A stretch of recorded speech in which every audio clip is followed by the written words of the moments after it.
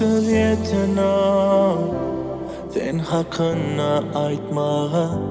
yüreğime denna sen yanımdan kaytmağa yüreğim ovadana ova sen ovadana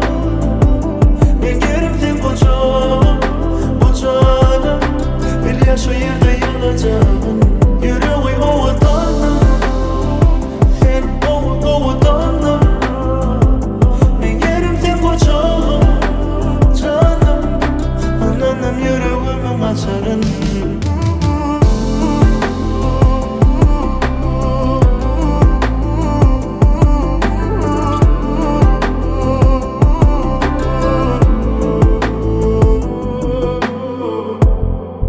Yeketağım yekesin Gel yekelim az yekesiresin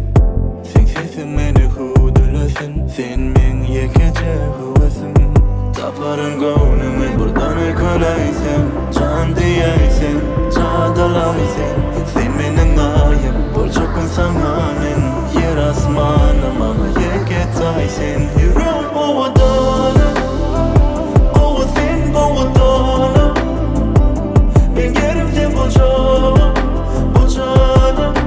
bir yaş o yerde yanacağım yüreğim ovadana sen ovadana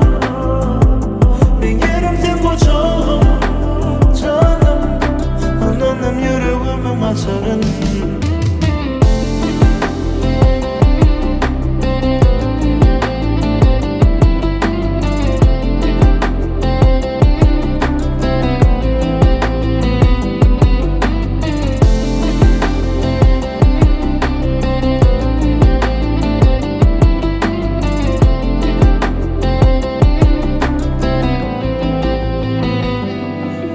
söz yetenek